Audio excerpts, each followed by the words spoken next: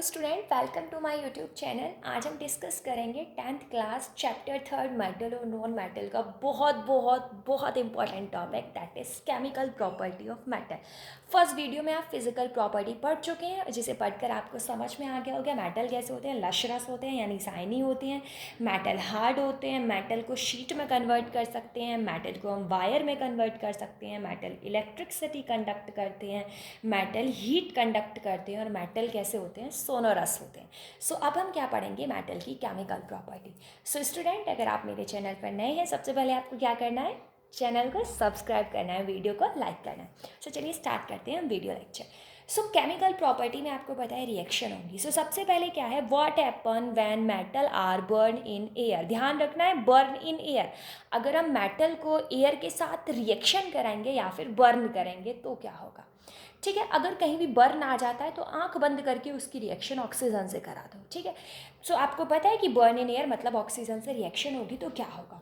आप acid base and salt में ये रिएक्शन मैं आपको बता चुकी हूँ कि मेटल की रिएक्शन अगर ऑक्सीजन से होगी तो क्या बनेगा, मेटल ऑक्साइड बनेगा। तो चलिए एग्जांपल देखते हैं। मेटल यानी मैंने कॉपर ले लिया। ऑक्सीजन कोई भी बच्चा ओ नहीं लिखेगा, ऑक्सीजन ओ की फॉर्म में कभी नहीं पाया जाता, ऑक्सीजन हमेशा O2 की फॉर्म में पाया जाता है। तो आप क्या लिखेंगे, O2 यानी Cu प्लस O2 बनेगा क्या, मेटल ऑक्साइड। तो चलिए बनाकर देख लेते हैं। Cu और O, फॉर्मूला बनाने के दौरान O लिखेंगे लेकिन रिएक्शन करने के दौरान O2 लिखेंगे। सो Cu की वैलेंसी होती है +2 और ऑक्सीजन की -2, यानी क्या होगा, Cu2O2, 2 से 2 कैंसिल आउट, तो बना क्या, CuO। सो आप ऐसे भी बना सकते हैं, अगर आपको ऐसे लर्न नहीं होता क्या बनेगा, सो आप क्रॉस मल्टीप्लाई करके बना सकते हैं। नेक्स्ट क्या है, एल्यूमिनियम की रिएक्शन O2 से की है, सो वही करना है। एल्यूमिनियम की +3 होती है, ऑक्सीजन की -2, तो बनेगा क्या, Al2O3। अब मेन जो बहुत इंपॉर्टेंट टर्म आता है वो है एम्फोटेरिक। एम्फोटेरिक क्या होता है, ऐसे मेटल के ऑक्साइड जो एसिड और बेस दोनों के साथ रिएक्शन कर सकें, हम उन्हें क्या बोलेंगे, एम्फोटेरिक मेटल ऑक्साइड। ध्यान रखना है, काफ़ी इंपॉर्टेंट टॉपिक है, कई बार पूछा जा चुका है बोर्ड एग्जाम में। सो एम्फोटेरिक के एग्जाम्पल अब हम देखते हैं, एल्यूमिनियम ऑक्साइड और जिंक ऑक्साइड और PbO, ये भी क्या है, एम्फोटेरिक है। अब मेन बात क्या है, हमने क्या पढ़ा, एसिड और बेस दोनों के साथ रिएक्शन होनी चाहिए। सो चलिए एग्जाम्पल दिखाते हैं। यानी Al2O3, इसकी रिएक्शन हमने किसके साथ की, HCl के साथ, तो क्या बनता है, AlClO3 और वाटर। यही Al2O3 की रिएक्शन हम NaOH के साथ कर रहे हैं तो क्या बनता है, NaAlO2 और वाटर। यानी ये एसिड और बेस दोनों के साथ रिएक्शन कर रहा है, मतलब ये क्या है, एम्फोटेरिक। याद रखना है, एसिड के साथ AlCl3 यानी एल्यूमिनियम क्लोराइड बनाता है और बेस के साथ क्या बनाता है, NaAlO2। आप इसे ऐसे लर्न कर सकते हैं, नल O2। ये क्या है, नल O2। सो ऐसा नहीं है कि हर मेटल एक ही तरीके से ऑक्सीजन के साथ रिएक्शन करेगा। कुछ मेटल क्या है, ऑक्सीजन के साथ जल्दी रिएक्शन करेंगे और कुछ क्या है, देरी से रिएक्शन करेंगे। सो जल्दी वाला मैं आपको बताती हूँ। आपने मेटल रिएक्टिविटी सीरीज पढ़ी है, यानी कनक मगाए आलू, ठीक है, वो आपको सीरीज़ याद होगी। मैंने अब वीडियो बनाई है उस पर, अगर आपको नहीं लर्न है सो आप उस सीरीज़ में जाकर सबसे पहले देख सकते हैं। सो जो ट्रिक थी वो क्या थी, कनक मंगाए आलू, गाजर, इलायची, लेकिन हस्बैंड प्रीशियस मैटर यानी गोल्ड सिल्वर मरकरी लाए। सो ट्रिक आपको लर्न होगी। सो आपको उसके हिसाब से पता चल गया था कि सोडियम और पोटेशियम बहुत रिएक्टिव मेटल है। सो सोडियम और पोटेशियम को इनफैक्ट अगर हम खुला भी रखते हैं तो आपको पता है एटमॉस्फेयर में ऑक्सीजन होगी तो ये उस ऑक्सीजन से रिएक्शन करेगा और रिएक्शन करने के बाद क्या, बहुत ही आसानी से ये फायर को कैच कर लेता है, यानी क्या लग जाती है, आग लग जाती है। सो हम इन्हें आग से बचाने के लिए इन मेटल्स को क्या करते हैं, कैरोसिन ऑयल में यानी मिट्टी के तेल में बचाव के लिए इन्हें रखते हैं। दूसरा एक्सेप्शन क्या है, ऑर्डिनरी टेम्परेचर पर जैसे मेटल हैं, मैग्नीशियम है, जिंक है, एल्यूमिनियम है, ये क्या करेंगे, अगर ऑर्डिनरी टेम्परेचर पर हम इनकी ऑक्सीजन से रिएक्शन कराएं तो अपने ऊपर एक ऑक्सीजन की सफ़ेद कलर की लेयर बना लेते हैं और वो लेयर क्या है, इन्हें फर्दर ऑक्सीजन से मतलब रिएक्शन करने से इन्हें प्रोटेक्ट करेगी। नेक्स्ट क्या है, आयरन, जो ये सब एक्सेप्शन चल रहे हैं, आयरन को हम बर्न नहीं कर सकते लेकिन आयरन फिलिंग्स को हम आसानी से बर्न कर सकते हैं बर्नर के साथ। अब देखिए मेन बात क्या है, आयरन बेचारा बहुत, मतलब जो आयरन होता है काफ़ी स्ट्रॉन्ग और हैवी मेटल होता है। अब आप उसे किससे बर्न कर रहे हो, बंसन बर्नर, एक छोटे से बर्नर, बेचारे बर्नर से बर्न कर रहे हो, कैसे आयरन जलेगा उससे। आयरन फिलिंग मतलब आयरन के छोटे छोटे टुकड़े। आयरन को जलाने के लिए हमें बहुत ज़्यादा high temperature, in fact 2000 kelvin temperature की ज़रूरत होती है। बर्नर से कैसे 2000 केल्विन टेम्परेचर जनरेट हो सकता है, क्योंकि बर्नर छोटा सा लैंप लुक का जैसा होता है, जलता रहेगा। ज़्यादा से ज़्यादा टेम्परेचर उसका कितना पहुंच जाएगा, 50, इससे ज़्यादा तो नहीं पहुंचेगा। जबकि हमें आयरन को जलाने के लिए कितने की ज़रूरत होती है, 2000 केल्विन। सो आयरन फिलिंग होते हैं आयरन के छोटे छोटे टुकड़े। सो उस बर्नर के थ्रू, उस लैंप के थ्रू हम आयरन को बर्न कर सकते हैं। आयरन को बर्न नहीं कर सकते, आयरन फिलिंग्स को बर्न कर सकते हैं। आपको समझ में आ गया होगा, आयरन बहुत स्ट्रॉन्ग है, हमें ज़्यादा टेम्परेचर की ज़रूरत पड़ती है, लेकिन जो वो बर्नर होता है उसका टेम्परेचर बहुत कम होता है। नेक्स्ट है, सिल्वर और गोल्ड रिएक्ट नहीं करते हैं ऑक्सीजन के साथ अगर हम हाई टेम्परेचर भी दें तो।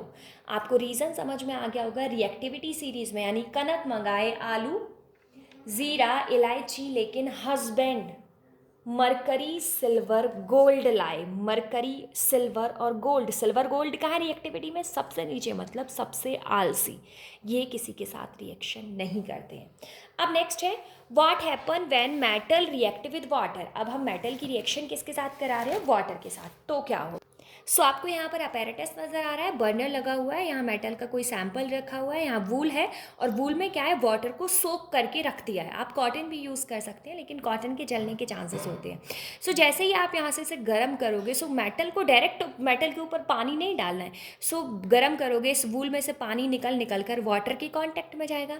वो पहले किस में, ऑक्सीजन से रिएक्शन होगी, पहले क्या बनाएगा, मेटल ऑक्साइड, फिर क्या बनाएगा, मेटल हाइड्रोक्साइड, और यहाँ से क्या है, हाइड्रोजन गैस बाहर निकलेगी। मेन बात है, जो मेटल है वो वाटर के साथ जो रिएक्शन करेगा वो 2 स्टेप प्रोसेस है, यानी 2 स्टेप प्रोसेस है। मेटल की पहले आप वाटर के साथ रिएक्शन कराएंगे, पहले क्या बनेगा, मेटल ऑक्साइड और हाइड्रोजन गैस बाहर निकलेगी। फिर उस मेटल ऑक्साइड की रिएक्शन कराएंगे, सो क्या बनेगा, मेटल हाइड्रोक्साइड, यानी क्या बनेगा, बेस। ध्यान रखना है, मेटल की पहले वाटर के साथ रिएक्शन करानी है, क्या बनेगा, मेटल ऑक्साइड। फिर उस मेटल ऑक्साइड की वाटर के साथ करानी है, तो क्या बनेगा, बेस बनेगा। अब ये क्या है, जनरली बात की गई है मेटल की, लेकिन आपको पता है रिएक्टिविटी सीरीज़ में कुछ बहुत स्ट्रॉन्ग मेटल होते हैं। कनक यानी पोटेशियम, सोडियम, कैल्शियम, ये क्या है, मेटल से, मतलब इन्हें, इनकी रिएक्शन मेटल से पहले मेटल ऑक्साइड बनेगा और फिर क्या, फाइनली हमें जाकर बेस मिलता है। सो ये क्या करेंगे, 2 स्टेप प्रोसेस को इतने स्ट्रॉन्ग होते हैं, एक ही स्टेप में ख़त्म कर देते हैं। यानी हमें क्या बनाना है, मेटल हाइड्रोक्साइड। सो ये क्या करेंगे, पोटेशियम में वाटर से रिएक्शन करेंगे, क्या बन गया, KOH, यानी मेटल हाइड्रोक्साइड। 2 स्टेप की बजाय एक स्टेप में ही बन गया। क्यों बन गया, क्योंकि ये बहुत रिएक्टिव है। सेम सोडियम के साथ है, क्या बन गया, NaOH, एक बार में ही बन गया, काम खत्म, क्योंकि क्या है, ये बहुत ज़्यादा रिएक्टिव है। सेम कैल्शियम के साथ है, एक साथ में ही क्या बन गया, COOH का होल ट्वाइस, बहुत रिएक्टिव। सो अब क्या है, हम बात करेंगे, वाटर भी 2 तरीके का होता है, कोल्ड वाटर और हॉट वाटर। सो जो मैग्नीशियम होता है वो कोल्ड वाटर के साथ रिएक्शन नहीं करता है, केवल हॉट वाटर के साथ रिएक्शन करता है, ठीक है। अब क्या है, कुछ मेटल होते हैं, एल्यूमिनियम, आयरन, जिंक, ना तो ये कोल्ड वाटर के साथ रिएक्शन करते हैं और ना ही हॉट वाटर के साथ। ये किसके साथ रिएक्शन करते हैं, स्टीम यानी भाप के साथ रिएक्शन करते हैं, और क्या बनाते हैं, मेटल ऑक्साइड, ठीक है। आप लोगों को ये समझ में आ गया होगा। अब नेक्स्ट क्या है, what happen when acid metal react with acid. ये मैं पहले बता चुकी हूँ, मेटल की रिएक्शन किसके साथ करानी है, एसिड के साथ, एसिड, बेस एंड सॉल्ट में बता चुकी। सो अगर आप मेटल की रिएक्शन एसिड के साथ कराओगे तो क्या बनेगा, सॉल्ट और हाइड्रोजन गैस बनेगी, ठीक है। आपको याद रखना है, मेटल की रिएक्शन एसिड यानी क्या बना, सॉल्ट और हाइड्रोजन गैस। अब कुछ ऐसे एसिड होते हैं जिनमें हाइड्रोजन गैस इवॉल्व नहीं होती, एक्सेप्शन है, point to be noted. Point आपको क्या नोट करना है, जो नाइट्रिक एसिड होता है यानी HNO3 है। जनरली क्या होता है, मेटल की रिएक्शन एसिड से कराएंगे तो सॉल्ट और हाइड्रोजन गैस बनेगी, तय है, लेकिन HNO3 के केस में हाइड्रोजन गैस नहीं बनती, एक्सेप्शन है, याद रखना है, एक एक नंबर में पूछे जाते हैं ऐसे क्वेश्चन। सो मेन बात है, अब HNO3 क्यों नहीं बनता है, क्योंकि HNO3 क्या है, HNO3 के केस में H2 बाहर क्यों नहीं निकलता है, क्योंकि HNO3 क्या है, ऑक्सीडाइजिंग एजेंट है। ऑक्सीडाइजिंग एजेंट होने की वजह से जो हाइड्रोजन रिलीज होगी वहाँ से, वो तुरंत उस हाइड्रोजन को ऑक्सीडाइज करके वाटर में कन्वर्ट कर देता है। सो पता चल गया क्यों हाइड्रोजन नहीं रिलीज होता है, क्योंकि ऑक्सीडाइज होने के बाद वो किस में कन्वर्ट हो जाता है, हाइड्रोजन वाटर में, और ये खुद क्या होगा, रिड्यूस हो जाएगा। चलिए मैं अब ना आपको एक बहुत सॉलिड तरीका बताती हूँ। सपोज़ कीजिए आपको किसी इंसान को कंगाल करना है, नहीं समझे। देखिए मेन बात आपको पता है, जिसके भी पास प्रीशियस मटेरियल होते हैं, यानी गोल्ड हुआ, सिल्वर हुआ, प्लैटिनम हुआ, जिसके पास ये मेटल ज़्यादा होते हैं, हम क्या कहते हैं, वो पैसे वाला आदमी है। सो इन चीज़ों को ख़त्म किया जा सकता है क्या? हाँ, बिल्कुल ख़त्म किया जाता है। एक बहुत अच्छा सॉलिड केमिकल है एक्वा रीजिया को हम क्या बोलते हैं? रॉयल वाटर, शाही पानी बोलते हैं। अब देखिए शाही पानी या फिर एक्वा रीजिया होता क्या है? ये दो एसिड को मिक्स करके बनाया जाता है। दो एसिड कौन से होते हैं? एक तो हाइड्रोक्लोरिक एसिड होता है और एक क्या होता है? नाइट्रिक एसिड होता है। हाइड्रोक्लोरिक एसिड को हम नाइट्रिक एसिड के मुताबिक 3 गुना लेते हैं। मतलब अगर आप हाइड्रोक्लोरिक एसिड 3 ml ले रहे हैं तो नाइट्रिक एसिड आप कितना लेंगे? 1 ml। इन दोनों को आप क्या करेंगे? मिला देंगे। इन दोनों को मिलाने के बाद जो मिक्सचर बनता है, अगर आप उस मिक्सचर को यानी गोल्ड पर डालें, प्लेटिनम पर डालें, सिल्वर पर डालें तो वो पानी में बदल जाती है। मतलब जो होता है ना सोना पानी की तरह बहा देना। सो आप सोने को इससे क्या कर सकते हैं? मेल्ट कर सकते हैं। मतलब जितने भी सोने के आर्टिकल हैं, अगर आपने गलती से उस पर एक्वा रीजिया गिरा दिया तो वो क्या है? एक लिक्विड में यानी येलो कलर के लिक्विड में कन्वर्ट हो जाएगा। मतलब प्लेटिनम गोल्ड इससे डिस्ट्रॉय हो सकते हैं। ऐसा नहीं है इसके बेकार ही यूज़ हैं। जो अच्छी ज्वेलरी होती है उन्हें बनाने के लिए सोने को पिघलाया जाता है इसी के थ्रू, लेकिन इसके मिसयूज़ भी बहुत है। एक्वा रीजिया से आप ज्वेलरी को, किसी की भी ज्वेलरी को डिसोसिएट कर सकते हैं। नेक्स्ट क्या है? मेटल की रिएक्शन दूसरे मेटल के साथ हो रही है तो क्या होगा? आपको पता है मेटल की रिएक्शन अगर दूसरे मेटल के साथ होती है तो क्या होता है? डिस्प्लेसमेंट रिएक्शन, जैसा कि आपने पहले भी देखा था। आयरन डाला था आपने बांध के, अंदर क्या भरा हुआ था? CuSO4 था। सो इस पर ये क्या बन गया था? FeSO4 बन गया था। इसका कलर डीकलराइज हो गया था। सो मेन बात है ये हुआ क्या था, यानी यहाँ पर जो कहानी चलती है वो रिएक्टिविटी सीरीज वाली चलती है। मतलब CuSO4 है और Fe है। मेटल क्या है? कॉपर के साथ सल्फेट है। कॉपर बेचारा कमज़ोर है और आयरन क्या है? एक तगड़ा आदमी है। सो आयरन क्या करेगा? इसके CuSO4 को इससे छीन लेता है और क्या बना देता है? FeSO4 और Cu बेचारा अकेला रह जाता है।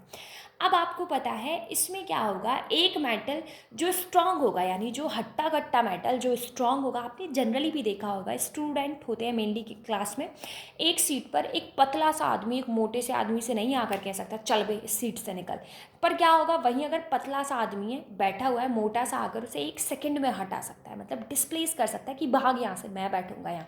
सो सेम यहाँ होता है। सो मेटल रिएक्टिविटी सीरीज़ यही है। अगर आपको लर्न नहीं है सो मैंने इसकी एक वीडियो बनाई हुई है, आप वहाँ से जाकर इसे लर्न कर सकते हैं। मतलब सपोज़ करो अब यहाँ पर आयरन है और यहाँ पर क्या है? कॉपर। आयरन ऊपर है और कॉपर कहाँ है? नीचे। सो ऊपर वाले क्या है? स्ट्रॉन्ग। सो आयरन इसे क्या है? जनरली लात मार के कॉपर को भगा सकता है, मतलब इसके सल्फेट को छीन सकता है। अब बात करें पोटेशियम, पोटेशियम सबको इनकी जगह से हटा सकता है। मैग्नीशियम है, मैग्नीशियम अपने से नीचे वालों को हटा सकता है, ऊपर वालों को नहीं हटा सकता। जैसे एग्जांपल सपोज कीजिए मैंने आपको दिया FeSO4 प्लस Cu। अब FeSO4 आयरन के पास सल्फेट और आयरन कहाँ है? ऊपर, और Cu कहाँ है? नीचे। Cu की इतनी हिम्मत नहीं है कि आयरन से उसका सल्फेट छीन सके। सो रिएक्शन क्या है? No reaction. आई थिंक आपको समझ में आ गया होगा। So if you like this video don't forget to subscribe my channel.